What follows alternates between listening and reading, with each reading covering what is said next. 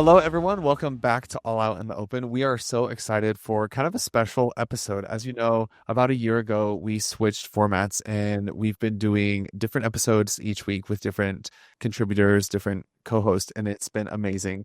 So we just kind of want to take a look back at the past year and kind of do like a year in review and talk about some highlights. And we have very special guests today. We have all of the hosts of the podcast. Yeah, and they're all in Arizona, and we're in Utah, and we're joined through the miracle of technology and Sound Guy Mike. The miracle of sound guy Mike. Yeah, so today we were just gonna go through and we'll probably just go episode by episode. And Well, not all the episodes. We're gonna go. right, like type of episodes. So Liz and Michael will start talking about their all together episodes, then Iese with his out and about, Claire with in the scriptures, and then me and Ben will talk about some of the highlights from exclusive episodes and the open ups that we've done. Yeah. And we would love to hear like your thoughts, your feedback, and like what episodes were most meaningful for you. So, all right, Liz and Michael, welcome. Thank you. We're so glad to be here. Yeah, I'm so grateful for the time and effort you've put in on this project over the past year. And your episodes, particularly, I think have been so helpful for me to kind of just see the community building aspect. And it was so cool how y'all have brought in people from different faiths and different like political backgrounds and really made a space of bridge building. And I'm just curious, as you look back on the year, which episodes have been, or which guests have like felt the most meaningful, or if there's been any just like highlight stick out moments. I know that's probably hard to ask. That's really hard to ask. That's a big question. First of all, I've loved doing these interviews with Michael. I think we both bring different gifts that we each have, and also people that we know in the different spheres that we work in. And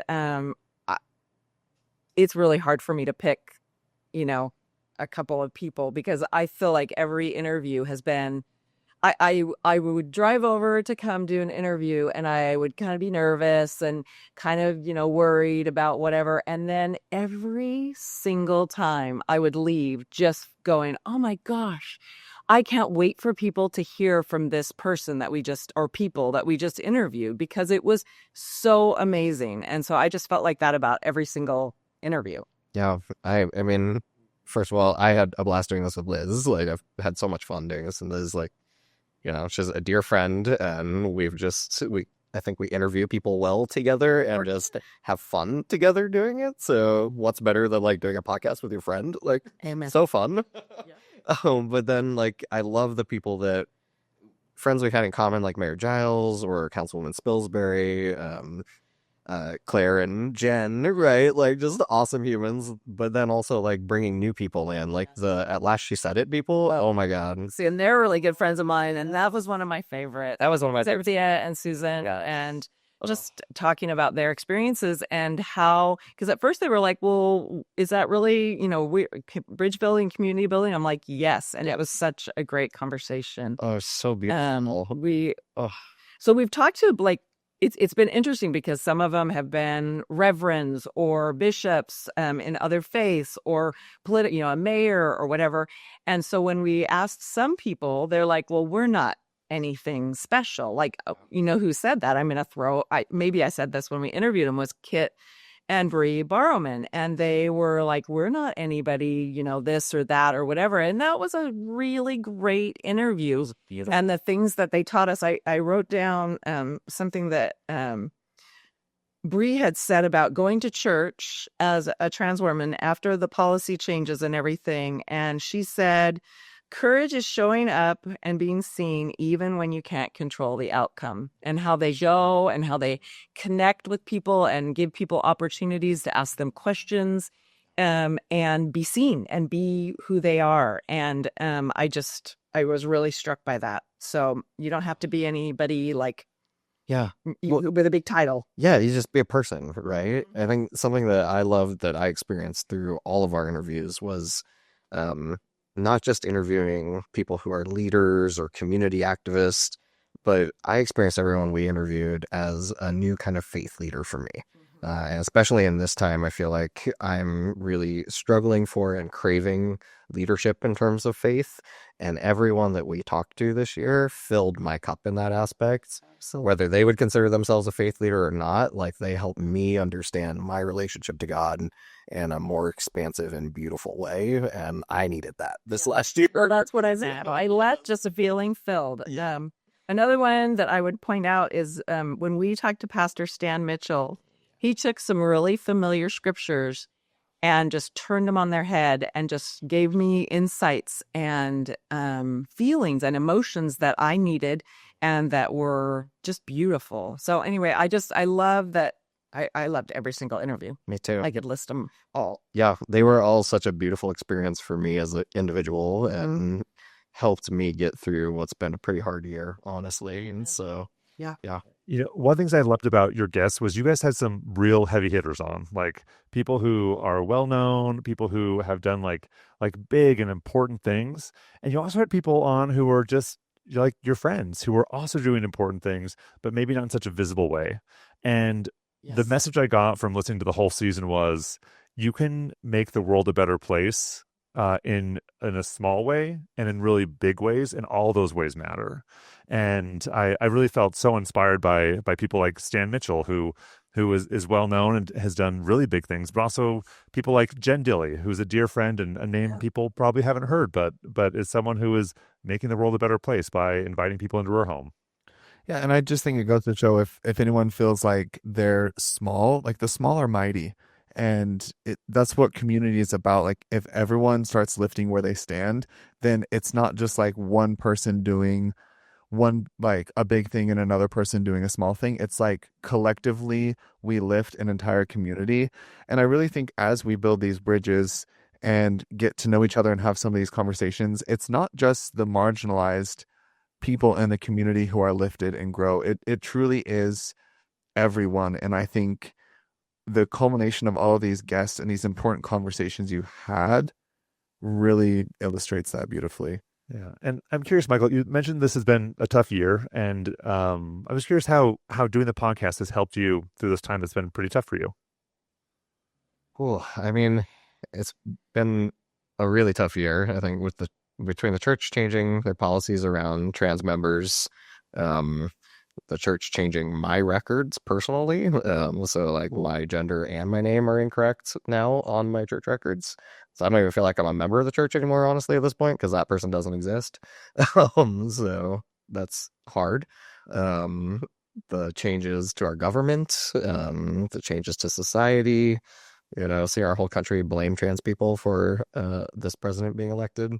Pretty hard. So it's been a really rough year, honestly, when it feels like there are a couple of highly marginalized groups, trans people being one of them, that are experiencing a very different reality than most other Really people. being targeted. Yeah, well, and targeted, blamed, ostracized, isolated, lots of things that feel really lonely and scary, honestly. I already reorder a copy of my... Thank you. I appreciate that. I really am. I'm sorry. It's tough. And, immigrants, right? Lots of people are feeling this. There's multiple groups, right? It's not just trans people, but just speaking from my experience, like I need to reorder my birth certificate because I need a new copy. And I changed my birth certificate years ago, but I'm afraid that if I order a new one, they're going to change it back. And so I'm, not doing that until after this presidency, basically. So there's just things that have just made life a lot more complicated, I think, for lots of people, but including me. And honestly, being able to see my friend Liz on a regular basis always lifts my heart. And then also getting to be in communication with all of you regularly and working on a project together also helps me not feel alone. Even just the texts that sometimes we would send each other, just lifted my day, and then getting to have these really thoughtful, beautiful conversations with people that are making a difference in the world in so many different ways, touching people's lives in so many different ways. Just an important reminder that sometimes even when change feels like it's going in a negative direction, most people in the world are still working to make the world a better place, right? And like, I needed that hope. I needed those reminders of that on a regular basis this year, Yeah. because a lot of things in the sort of big world, in the institutional world, felt like the opposite of that. But then, getting to meet more people that are like, hey, I see everybody as worthy and important in this world, and I'm working for everyone's dignity. Like, that just fortified my heart in a way that I really needed. With your episodes in particular, I felt like it enlarged my capacity for patience with people who might have different views.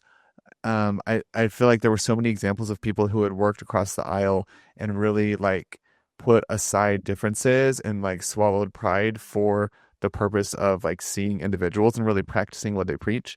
And in a year when that's kind of been hard for me sometimes, and I've been confronted with situations where I'm like, oh my gosh, like I'm just so mad at you and I don't want to like work on this with you. It gave me more capacity, and even just like sometimes the words, like things were worded in such a way that I was like, no, I can be that person. I can continue these conversations, and I can like advocate for myself and for what I believe in a way that is not aggressive or retaliatory. And that was a blessing for me. Yeah. What do you feel like you two know now that you didn't know a little over a year ago when we started this project? How to use the podcast equipment. Sorry. I did not learn that, but that's for all y'all. For me, it just really has. I don't know that I learned anything necessarily new. I just was able to look at so many things, whether it was scriptures, whether it was policies, whether it was how to be a good neighbor in new ways. And like Michael said, just feeling inspired with hope as I see people actually just being good humans and loving other people, even if they don't agree with them. And that just every time we talk to someone, that just really inspired me. I loved how Bishop Oliveto, which was our last interview, she just was talking about this prayer she would give when she would go into spaces that were really not only not an agreement with her, but like could be dangerous.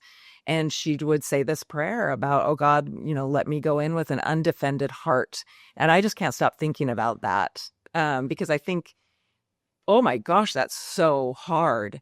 But also So humble. it hits me because I feel how right that is.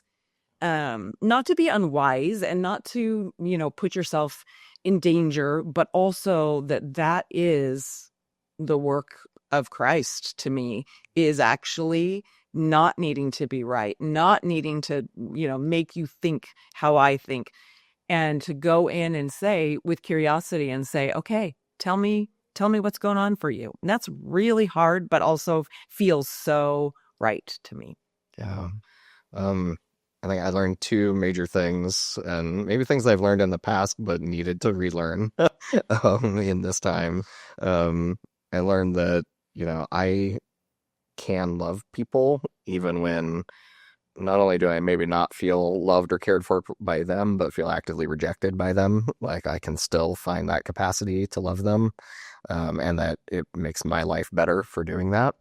And that reminded that God doesn't reject me just because an institution does, right? And that I can still have a deep relationship with God, and with my fellow humans, right, that are in this with me, and that I can cultivate a spiritual space even when perhaps the institution that I'm a part of that has been my faith isn't creating that space for me. And so I need that spiritual space. I think that's actually something that I rediscovered actually and really learned in a really fundamental way, that especially perhaps in difficult times, politically and in other ways, socially and legally, I desperately need a spiritual space that is healthy and safe and feels like it is life-giving. And I found that here with all of you. And so I'm really grateful for that.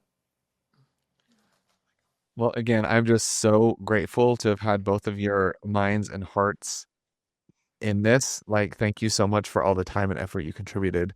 And it's just, I mean, how can you not listen to this and be like, yeah, this is what the world needs right now? Yeah, Like, these are the kinds of people that want to make the world a better place and are doing that. yeah. Thank you so much. Yeah. I guess we'll just move on to Iese. I feel like I want everyone to be able to talk this much. And I wish we were in the same room. I love you guys. And Iese, with your out and about episode, one of the things that Charlie and I felt when we started the podcast back in 2020 was that we're two White. white guys in Utah. I thought you were saying we're too white. No. You're saying we're two white guys. Both are true. Although I might be a bit whiter. Well, you're actually Lebanese. That's true, so you're more. But I got the Smith skin from my mom's side. Anyway, very pale color palette. But that's not what this is about. But when we started the podcast, we knew that people would kind of point out that you guys are so similar, and so we made a joke about that every episode. That's why we had our similarities and differences. And so, with this new iteration of the podcast, we really wanted to highlight stories that were different than we'd heard, and that's where you came in, Iese, and highlighting so many stories of people that our listeners hadn't gotten to hear before. And so what has it been like for you to, have so many of your friends on the podcast and sharing their stories? First of all, I'm glad that it wasn't a white shaming podcast. So nobody was said it on my end. I don't feel it came off that way. So nobody is too white to listen to these wonderful humans. Gosh.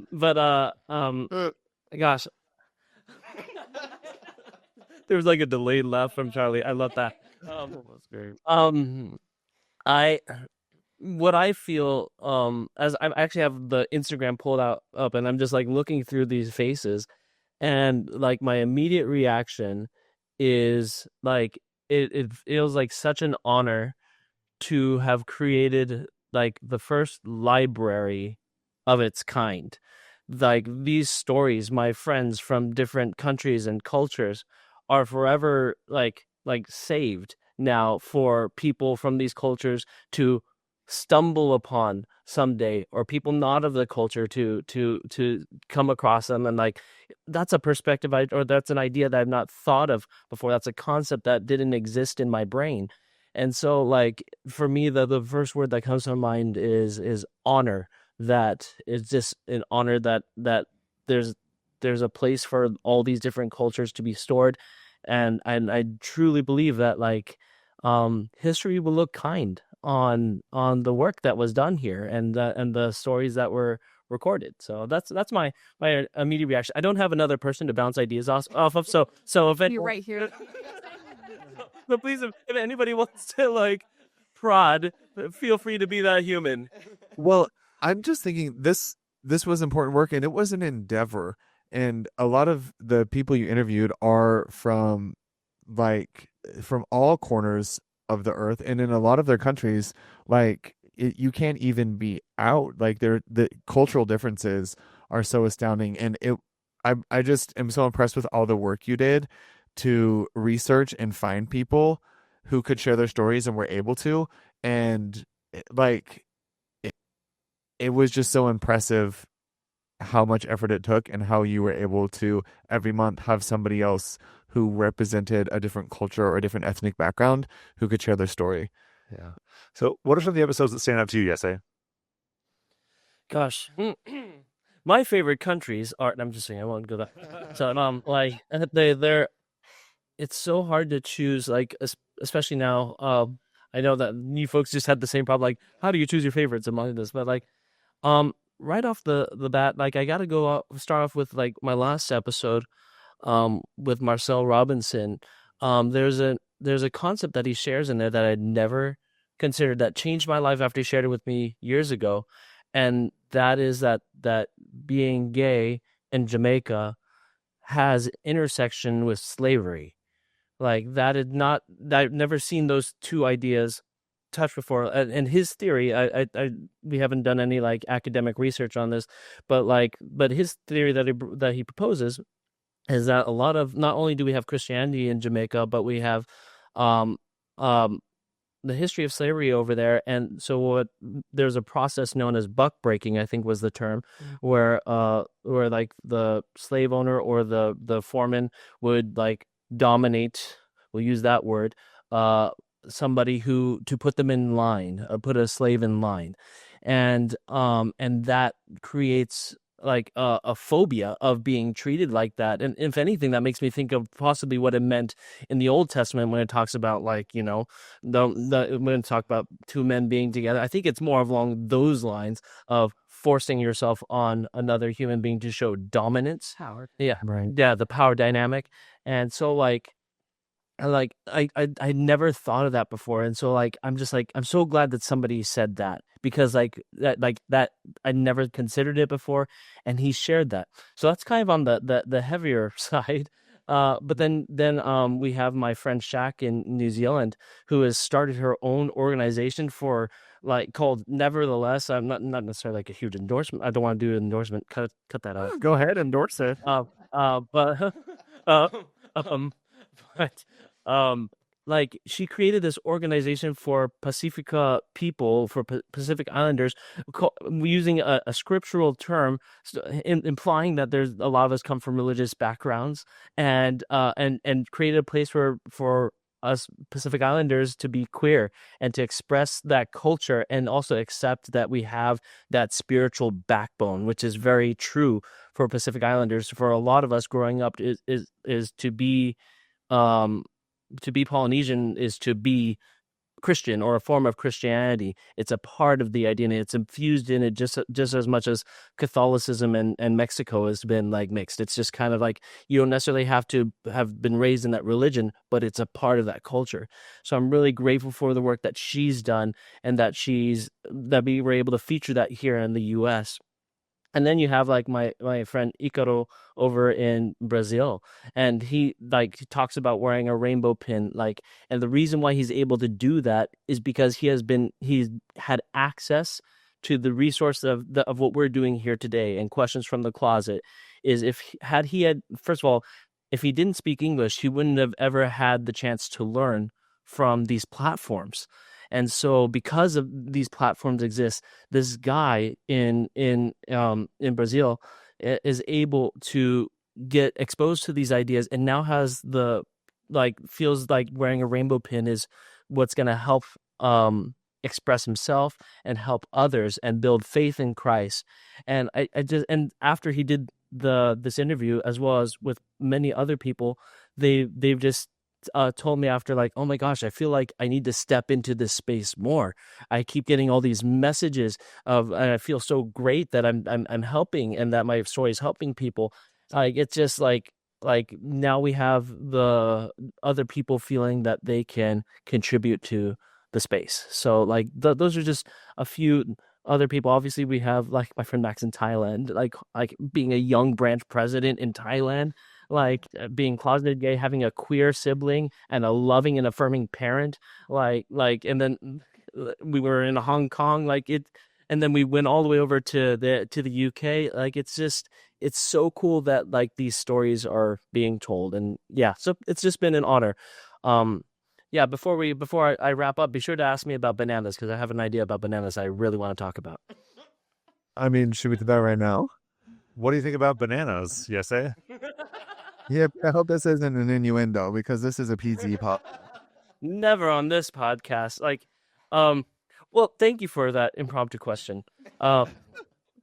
I last night was just with my host family, and we watched this documentary on what was it called, Omnivore. It's on Apple TV, and each one's about like a different food that changed the world, and one of them was bananas. And I'm like, okay, let's just watch it. And one of the things I learned about biodiversity is like we had a banana. The first banana that got popular was called the Gros Michel banana. It actually went extinct. It died. So the first banana that was advertised, and the flavor of banana candy that we have, the reason why it doesn't taste like banana, it's based off of the old taste, not the current taste. The current banana that we have is is called a Cavendish banana that is not as flavorful, but the other one died due to a fungus that infected all of them. Whoa. And so what's really interesting of what I learned about this banana, the current banana of the Cavendish, the one that we all think of, is it's now facing the same fungal infection, and so it's on the verge of being wiped out. And so, yeah, I know, believe it. Crazy. And That's like there's so many bananas. I have like 6 right? That's bananas. And I'm gonna make the connection. I promise. I'm a teacher. I know how to link these things. We're panicking. But like, um, but like, yeah. So it's happened before, and it got wiped out, and we're looking at it again. The writing's on the wall. But the reason why it's gonna be wiped out is because it's all the same banana. It's all the same, and so if the fungus starts on one side of the field, and everything has the same exact DNA or similar DNA, plowing through all those bananas is going to be really, really easy. And so then they tell the story about this guy in India who's just really obsessed with collecting all the different types of bananas. You see where we're going? So he's collecting all these different types of bananas to make sure that like they stay alive and they thrive. But what we're learning is that like it's harder to get those more diverse bananas out to other people. They won't recognize them. They have some browning on them, or they are shaped in different ways, and they're not going to sell because they aren't as aesthetically pleasing as the Cavendish banana. But what they actually need is those other bananas in those exact fields for that biodiversity. And because of the biodiversity, we can save like even the Cavendish banana and things like that. But due to the lack of the diversity, we run the risk of extinction. And so as we advocate for our LGBTQ siblings in this space with this church that we all love and feel connected to, our spiritual home, like I feel like sharing these stories on this podcast, and thanks to you folks giving me the chance to share this, provides a little bit of biodiversity that can help, I hope, not like help preserve what we've done here. And I think it's something that we need a little bit more within our church, is just that diversity is what will keep things alive and helps prevent a full wipeout. So yeah, that's my thought.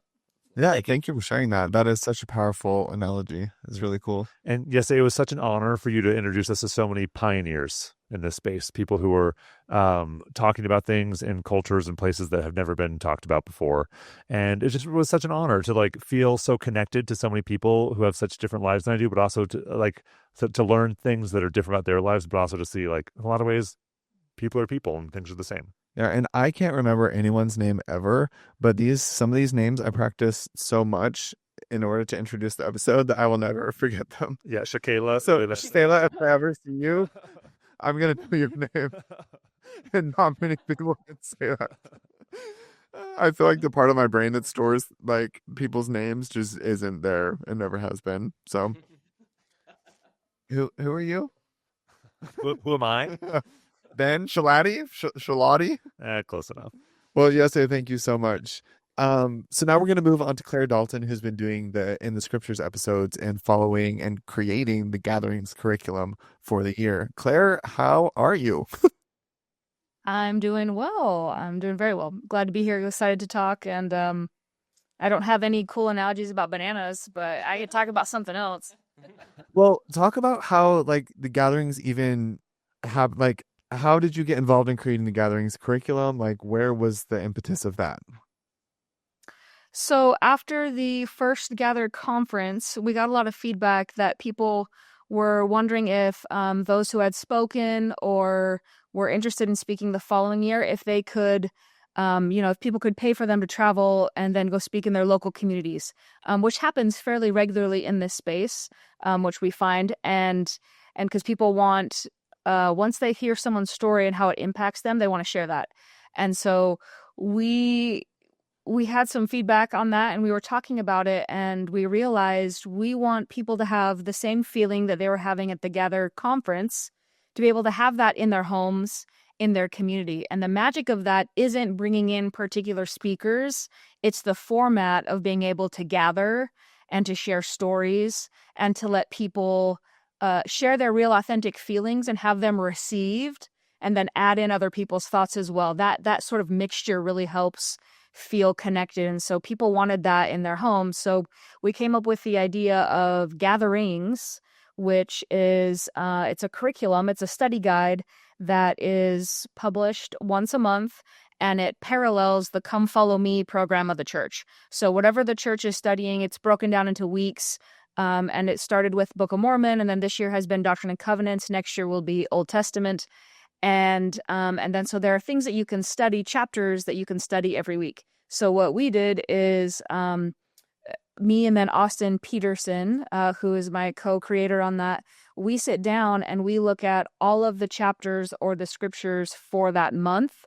And we look at ideas for how can we study these scriptures with an inclusive, LGBTQ friendly perspective, and how do we do that? And so then we write them. And so we write that, we pick a topic, a theme. We have outside resources by LGBTQ authors or influencers or just people who have shared their story. So there's like a video attached, or a podcast, or a chapter of a book. And then we also incorporate the scripture, some things that you could think about, some questions to ponder on, and then ways to share your own story. And so our idea for that is that it's not a curriculum that you have to like follow and go through.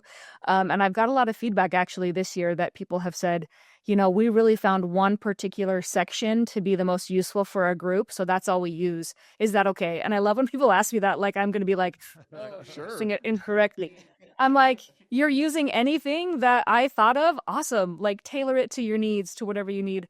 And so there are over 100 groups meeting around the world that go through the curriculum in some sort of way, right? They use just one question, or they use a topic or a chapter, and then they just have a discussion. They talk about it, and it helps them. I like the phrase that Iese just used of spiritual backbone. Like we have that, right? And so it's showing that scripture through an LGBTQ lens. And so that's kind of how that started. And then the gatherings. So my week on the podcast, we use the gathering study guide to then reach out to a guest, and then a guest or two and I talk about something within that. So I actually have had some people say that I don't prepare them like other podcast hosts do. They want like a printout. They want like, I want to know what questions you're going to ask me beforehand, and then I'll prepare an answer. And I tell people that's great for other podcast formats. That's not the goal of mine. And so I sometimes make people sweat a little bit, but I think that they have all turned out well, because I want them to just be conversations, right? So it's like you're hanging out with a friend, you're visiting somebody brings up a topic, and you're just sharing what you currently know. You're not an expert in the field. You're not walking in with research and, quotes and scriptures to back yourself up all the time. It's more organic. And so that's how we've been doing these podcast episodes. Is I tell people this is like the general topic. You can look at the study guide that's published, but I'm not going to tell you what questions I'm going to ask. I don't know what they are. I just want to see what develops.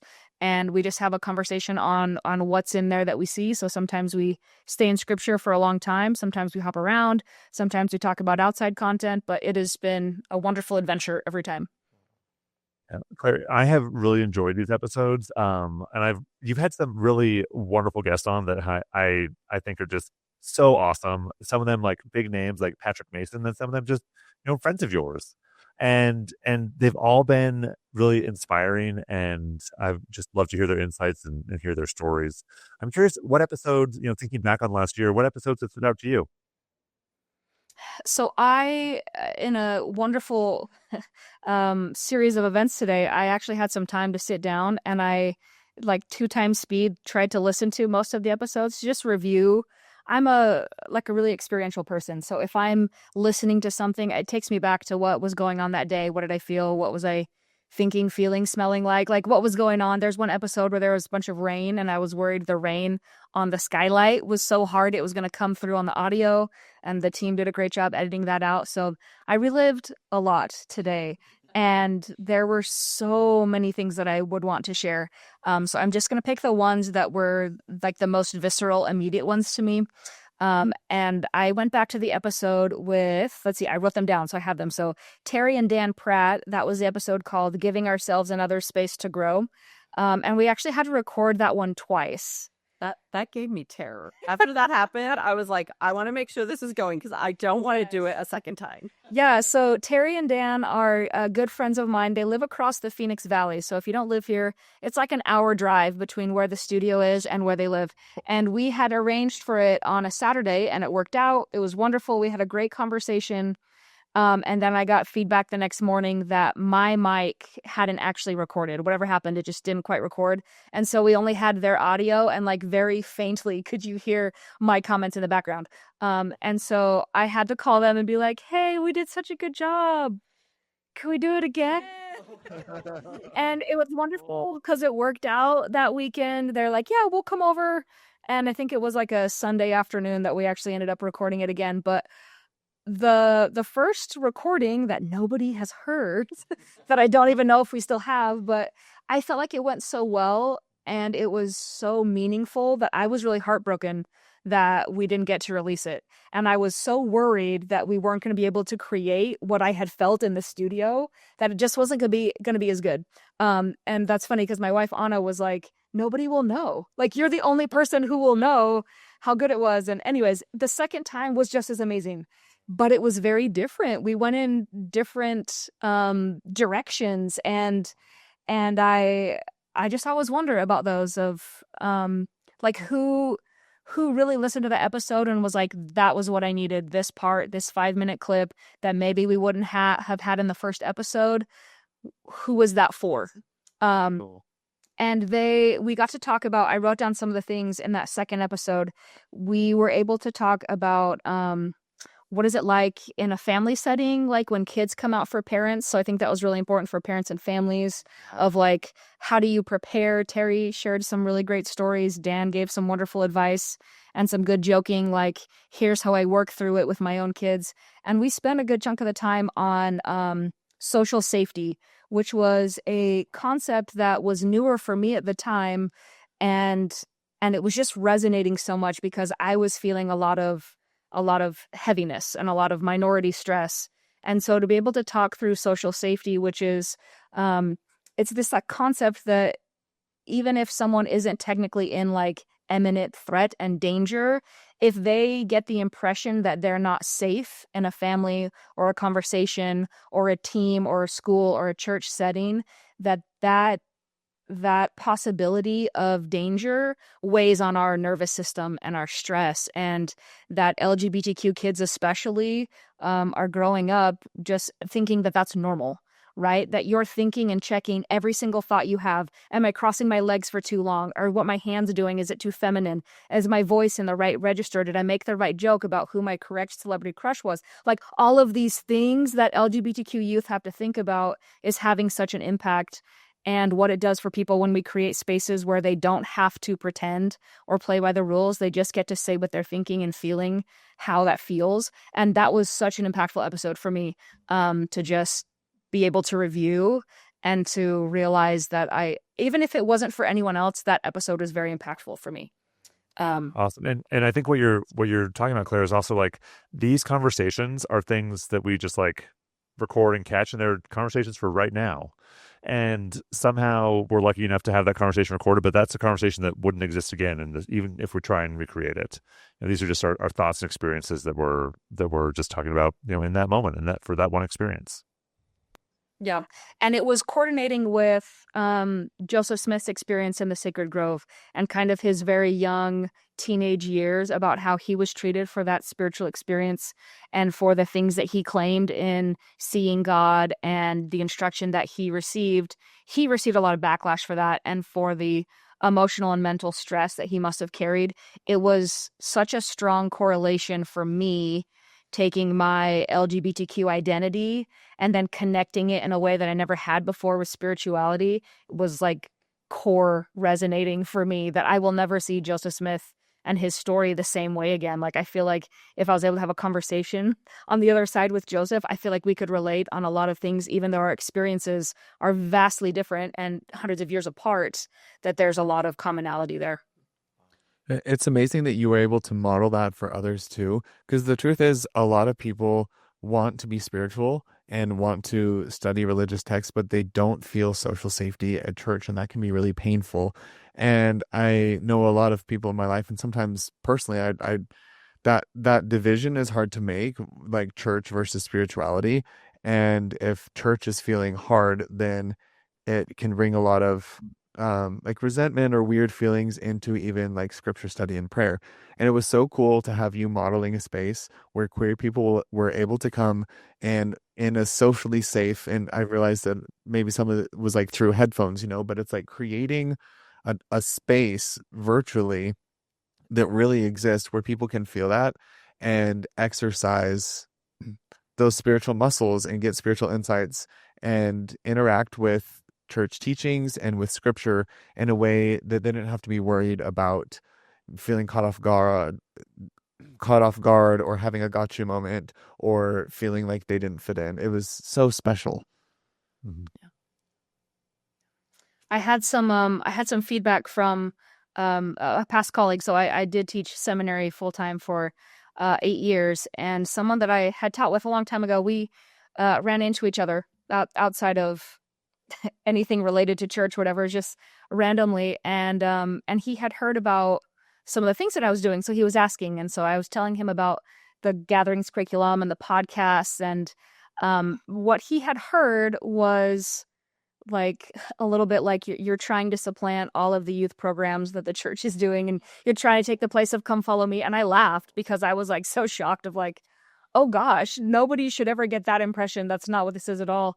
And he said something that stuck with me. He said, I just don't know that your content is really applicable for the majority of the church. And it was one of those moments where I wanted to grab his arm and go, oh, sweetie, this isn't for everybody. Like, I'm not trying to create church curriculum. I'm not trying to recreate Come Follow Me. Somebody already did that. And if that's working for people, then please use it.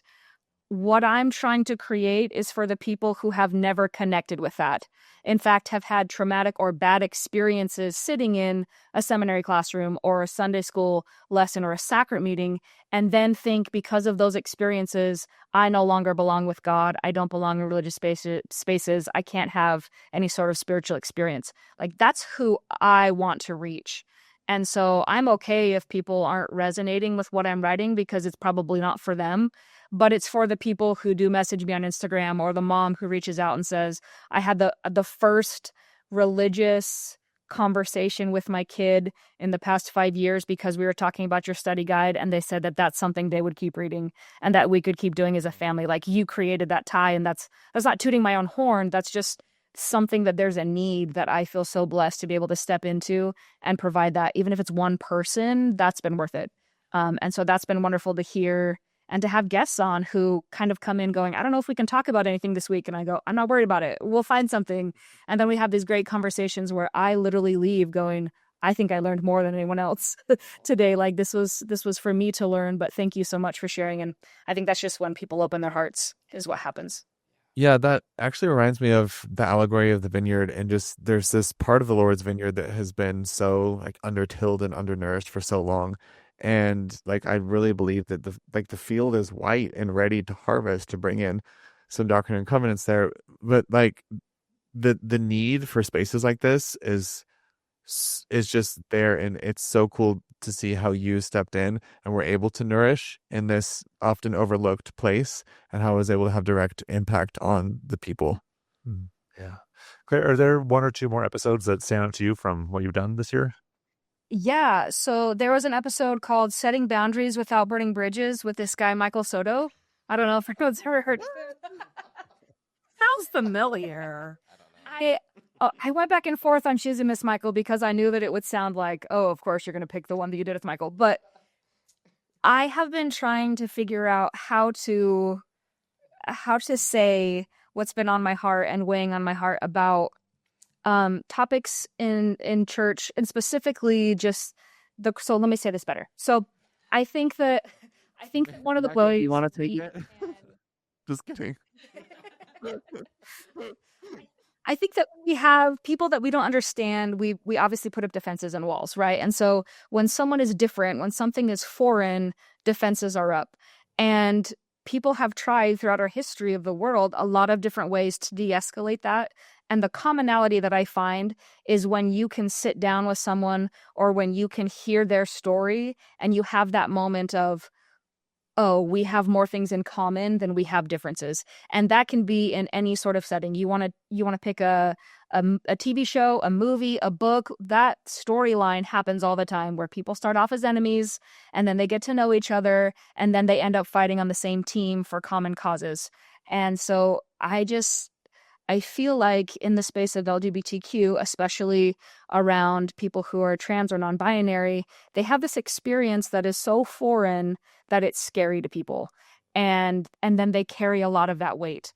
And so I saw this tie-in and I remember the day when I thought of it and I thought, I can't wait to get there because I really want to tie this in together. And it was around in Doctrine and Covenants in section 115, where we get the first name of the church for the full title that we use, the Church of Jesus Christ of Latter-day Saints. And with President Nelson, who made that really big push a couple years ago of we are going to use this full name and I don't care what the branding has been. We are going to reclaim it. We're going to train ourselves to use it. We're going to change domains. We're going to do all of this. People are going to think we're crazy. We're going to do it anyway. And I remember the moment that clicked for me of there's a strong tie-in here of people who are choosing their new name because their dead name doesn't fit. And there's a connection here that if we understand as members of the church that we moved heaven and earth to create this because a prophet of God said this is what we need to do at this time, I can sit down with my family member, my friend or kid, and have that experience to go, this is your name. I will train myself to say your name, to say your pronouns, whatever they are. And I just feel so strongly about that. And so I knew I wanted to have that conversation with Michael. And I was like, he's another host. Is that weird? But in that conversation, I feel like I learned so much from you and just was able to hear your story in a different light. And I hope people will listen to that episode and go, oh, there was something that I can connect with religiously, spiritually, that a prophet asked me to do, and it moved my heart and soul, and I did it. And can I tie that to the LGBTQ experience in some way? And I think as we do that, we find out all of these little things that connect that I don't have to be scared anymore. I don't understand what you're going through, but I understand the process of what you're asking me to do and how I can be involved in the story. And I think that that is really impactful. And that's the direction that our world is moving, that we need those little ties. We need those little ties that make me second guess when my walls are up, when I feel like I'm right, you're wrong. If I have a personal connection, I can de-escalate in the moment. I can disarm myself and maybe hear someone's heart in a way that maybe before I was only hearing the messaging. It was such a great episode. So fun to be a part of it. I felt like I went to church that day. Like I felt like just having a conversation with you was so sacred. Yeah. Oh, thank you. Beautiful. I feel the same way. Claire, do you have one more you want to share real quick? How did you know I had another one on my list? I do. This is also with someone maybe we've heard. So it was Seeing the Love of God in Others with Tom Christofferson. Tom is just a delight to have a conversation with. And he came in and we were talking about in the book of Moroni and the book of Ether, we were talking about faith, hope, and charity. And I admitted to him that I feel like we talk about those a lot.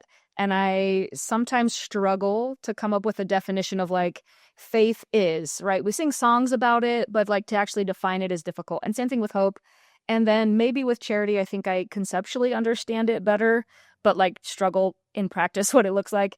And Tom just fired from the hip these two definitions of faith and hope that literally left me speechless. Like my mouth was on the ground and I was like, why am I hosting a podcast at all? Like, I know nothing.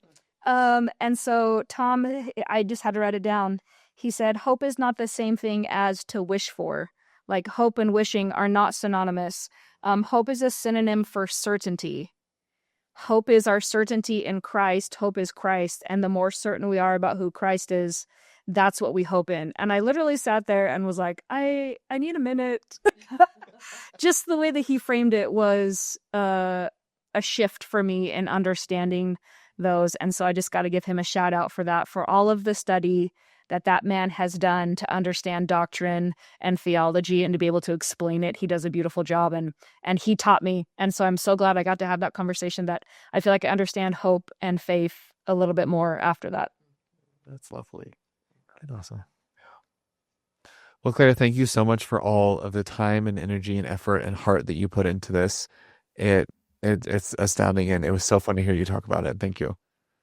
So, Ben, after hearing all of the other hosts talk about their episodes, I'm curious what from like the exclusive and the open up episodes that we did, what stands out to you? You know, there's an episode that I kind of forgot that we did, and it was the Spanish language episode. Yeah. Because we talked about doing it for a long time. I'm so embarrassed by that. Actually, I am so horrified that I never watched that. I know. But like it was helpful for people. Yeah. So they said, Segun. Yeah, of course to them. Segun. But I like the episode came out, and then I got like 3 emails like the next day from like someone in like some town I never heard of in Chile, and like someone in Colombia. I was like, how did these people get this? And I realized like this was needed. Yeah. This was something that people needed. And I was grateful that later on, you know, episodes came out with Andre and VJ that Iese interviewed, who have a Spanish language podcast. So it was like, you know, we did one episode, but if people want that resource in the right direction, there's a resource that exists. Yeah. Yeah, that was fun. It was fun to kind of talk about some of the current events. And for me, the most impactful episode that we did was the very vulnerable, the one that impacted your life the most. The Temple Recommend episode? Yeah. Yeah. That was a totally unexpected. And it was interesting, like, as we talked, I just like saw more and more connections with like the way God had like been there and blessed me, especially with that woman in my ward. And like as hard of an experience that was, you know, to walk away from it thinking God's aware of me and taking care of me. Yeah, I was really grateful for that too, for your vulnerability, and just I hope this comes across the right way, but there's like a lot happened with me and my relationship when I got married, with church leaders and with like social situations that were difficult or felt wrong, and I haven't been able to share that. It just like never felt right, and so that just feels like it's between me and my husband. But I wanted some of that to be shared, and I didn't know how. And I was so, again, like I hope it's okay to say that I was grateful for that experience for you, because a lot of the principles, like the situation was completely different, but the principles that you were sharing of like, this feels completely unfair. And this was like, God opened this window, and like all of the conglomerate of those confusing, spiritual, miracle, oppressive, hard things, in so many ways were so parallel to what I have been or had been through. And it was just really cool to be like, thanks, Ben, because I couldn't share my lessons, but you did. And I'm so grateful that was put out into the world. Thank you for doing that. Yeah. And I wasn't trying to be, you know, a voice for you, but I'm honored that that's kind of what happened. And well, and it's just so relatable, you know. It's like it's really hard to be a gay member of the church and to like live a life that is fully like accepting of, and like trying to honor both of those and moving forward. It creates really awkward situations, or but it also creates miracles, right? And it was just really cool to see that in you, and I thought that was a really brave thing you did, all around. Like everything about that was brave. Yeah, and I appreciate that. And what's interesting is like when we talked about this new iteration of the podcast, we want our episodes to be about like our current lives. Yeah. And I wasn't expecting it to be so current. Like this thing happened an hour ago. Yeah, like you're like, I just got back from this, and I was like, roll the cameras. But you know, I think we've done like a good job of like talking about like this is what's going on in our lives now. Like these are the things that we're experiencing, and you know, when you share a vulnerable episode, I got a bunch of feedback from people who had gone through very similar things. Like I got dozens and dozens of emails from people who were like, "Hey, something similar happened, or this happened to my kid, or this happened to me," and you know, a lot of people related to that. And it was interesting. It wasn't until we got to the end of the episode where I was like, you know, the point of it was to talk about this woman in my ward. Yeah. Like that was the point. And I think sometimes I can get so caught up in like the hard part or like the scary part or the painful part when all of that is going to be healed in the end. Yeah. No, that's really beautiful. Anything else that sticks out from the episode or from the season? from the season? Or from the episode? Should we just let's twist that knife? Just twist it a bit more. I just honestly, and this is gonna sound so cheesy, but I just really have loved continuing to do this with you, Charlie. Like, I love that we have a reason to get together, and I love that we get to do something that matters to people and is really fun for us. It really is like a joy for me. No, that's so nice. I wish I felt the same way, Ben. I wish you did too, but as long as one of us feels that way, it's a real win. I'm trying to think if there's anything else that sticks out to me. I like that we were able to have some intersectionality in some of the topics, like when we had Sydney Williams come on and talk about body image and just some things that, impact queer people on a day-to-day basis that other people might not really see or like understand the connection. It's really cool. And it reminds me of what Iese was saying of like putting like a registry together, like documenting things that I think the history will smile on and say this was important and this was real and this was a conversation that needed to be had. Yeah, and having Justin Teltorse on, the gay Catholic. Oh, he's so lovely. Well, yeah, and just like those moments of like, oh my gosh, this is the same. I still laugh about how he would use a term and I'd be like, I'm sorry, what's that term? And I'd be like, oh, it's personal revelation. Like I was like, we need a glossary. And I still think maybe we should make one. For all the conversations gay Catholics and gay Latter Saints are having together. Yeah, well, there's been at least one. But yeah, those are some of the highlights, and it's been honestly a real joy for me. Yeah. One of the other really cool things that I thought was unexpected and really beautiful about this year has been like a shifting focus towards live events. And that was also partially inspired by the Gather conference as well, just seeing people in person. And when we started Questions from the Closet 5 years ago, it was like smack in the middle of the COVID-19 pandemic, and like people were in quarantine, and like a lot of people lost social connection. Prior to that, there had been groups meeting like kind of unofficially, but like game nights that families would host that 70 to 100 different like queer Latter-day Saints would go to, or like gospel doctrine type classes, but all of that got shut down and it didn't all restart. And so it's been really cool to do like the Gather conference and have gatherings, but also we've just been seeing like people have a need to meet in person and that isn't being fulfilled. And so we started our first like all out in the open, like in-person live events. And we had one last month can you tell people about the common ground activity you did? Yeah. There were about 100 people at the event, and 90 of us got in a circle, and I would read a statement, and if it was true to you, you would step into the circle. So I would say like, join me on common ground if you're from Utah. Then everyone who was from Utah would step into the circle for a second, see who else was in there, and then step back out of the circle. And we started out with really easy things like, where are you from? What do you like? And then we got to like deeper things like if you ever felt like you haven't belonged to church, or if you have felt tension with your family, if you came today to feel the love of God, if you were active in the church, those kinds of things. And it was a really powerful moment to see like there are people going through the same things.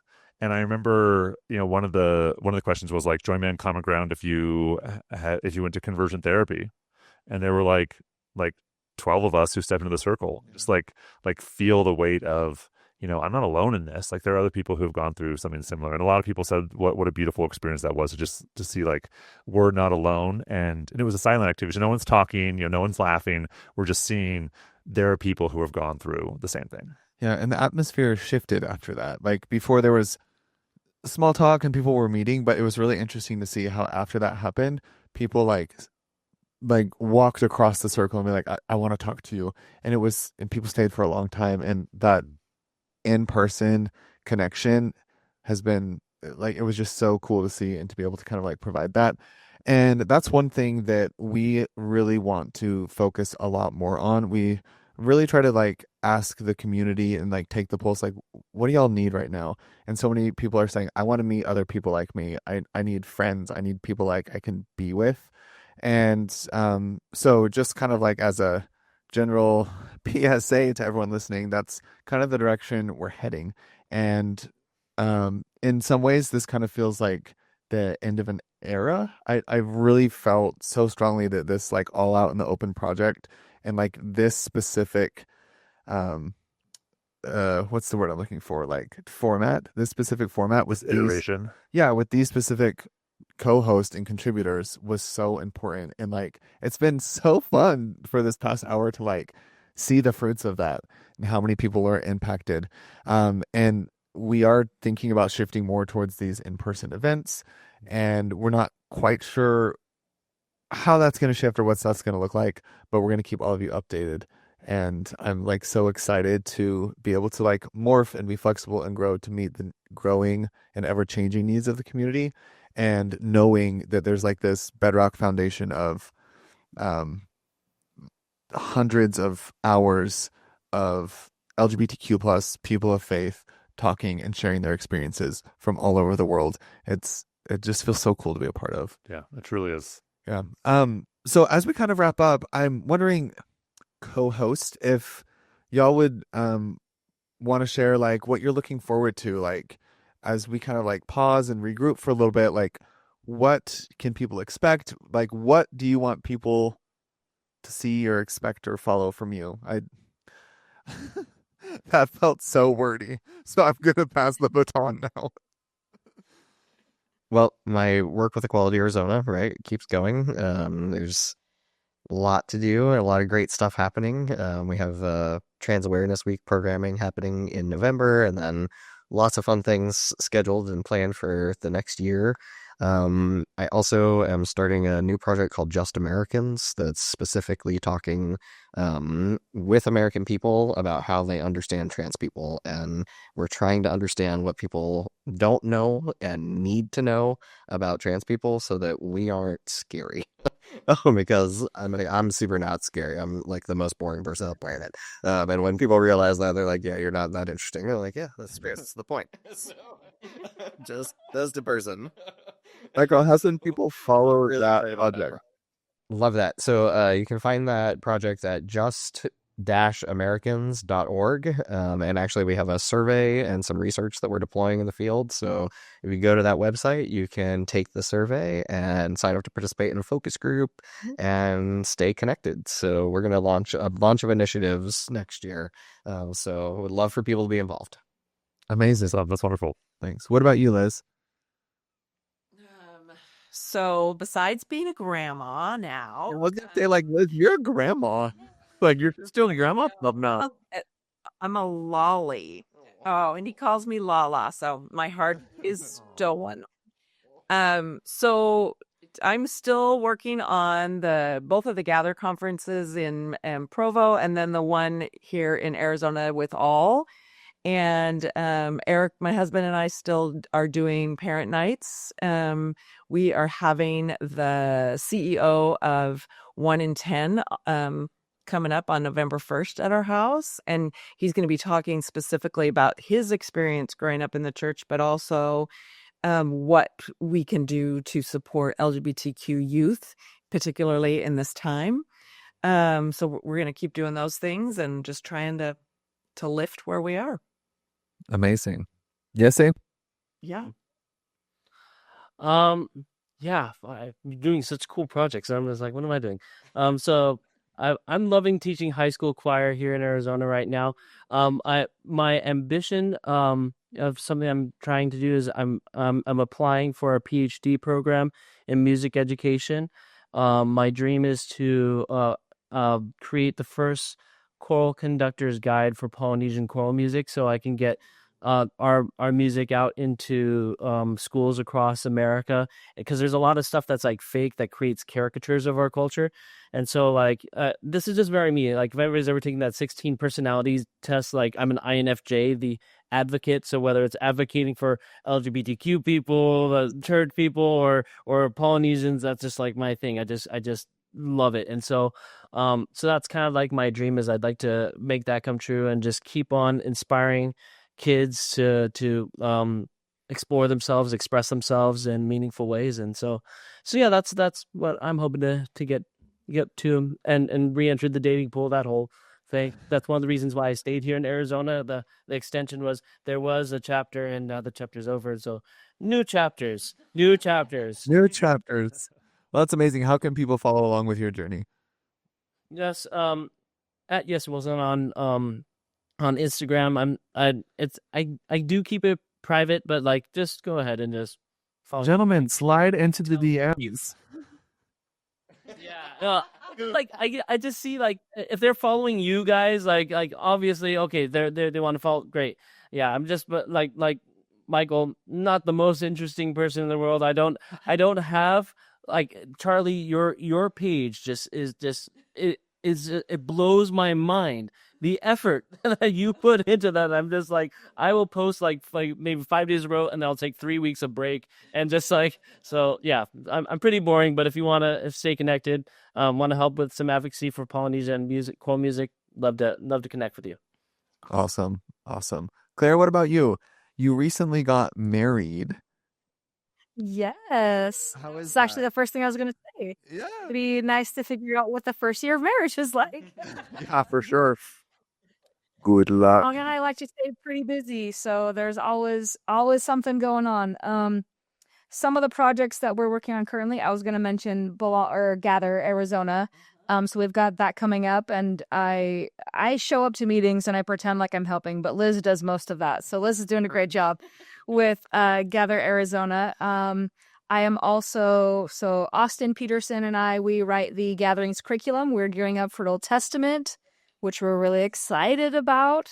And so we're trying to figure out how we want to show people what's going on in the Old Testament. That's better than all of the taglines and things that we pull out of context. There's a lot of good content in there. So we're trying to figure out what sort of interaction we want with that. If we want to keep doing the weekly thoughts, or if we want to do some sort of like reels or Instagram lives. I don't know. So something with that. If you have feedback, I would love that on what sort of content you're actually looking for that's helpful for gatherings. But what I'm most excited about is Belong. So I am the vice president of the Belong organization. We're officially a 501c3. Woo! Which we're very excited about. And we held a youth conference in Utah last summer, and we are gearing up for Belong, Arizona. So March 20th through 22nd in Tempe, we are doing a 2.5-day conference for LGBTQ youth and allies 14 to 18. And we are just in full planning mode for that. So we're excited, and we're trying to continue to expand. We'd love to offer conferences and have Belongs all over different states and cities. So we have a lead. We might be doing a Belong Boston, might be coming along. Maybe not this year, maybe next year, but we're hoping to continue to add conferences and to keep growing to help LGBTQ youth know that their spirituality and their identity are not separate, but are part of the whole, and how to have healthy interactions with both their whole complete identity and to move forward in that socially safe space. So super excited about that. You can find information on our social medias. You can follow Belong Youth Conf. The website is belongyouthconference.org. And any information with that, we are selling tickets for Belong Arizona. We are looking for volunteers. I actually just had a couple friends offer to volunteer this week. And so if there's any way you want to get involved, we would love to see what your strengths are and how we can get you involved. Cool. Awesome. So many good things That's happening. cool stuff there. Thank you. And Liz, if people want to come to your parent night who live in Arizona, how could they contact you? So we usually advertise on the All Arizona site on Facebook, or I advertise it on my personal Instagram, and then also on I'll Walk With You, the parent group for people who are LDS adjacent and parents of LGBTQ kids. Those are the normal places that we advertise. But if you don't do social media or whatever, you can reach out to me, and we do have an email list that we send out. So Cool. Great. Well, thank you. As we wrap up, there's a couple people that we really need to thank. Sound guy Mike, we love you. Thank you so much for all your effort. So much love, Mike. Dan, who's also been doing editing, helping Mike with all of that, and we have an awesome social media team. Yeah, the social media team has been helping create content and like keep the Instagram running, headed by Bridget Christensen and Jeremy Kerrigan, providing the space for the podcast studio in Arizona. There have been so many people behind the scenes working on this, and I hope all of them feel as proud as we do as they listen and kind of reflect on what we've been able to accomplish. Yeah. And listeners, thank you. Anything else you want to say to wrap up, Ben? It's been an amazing year, so much great stuff, and such an honor to work with these amazing people to build faith and build community. Yeah. Thank you, everyone. We love you. We love you too. Bye.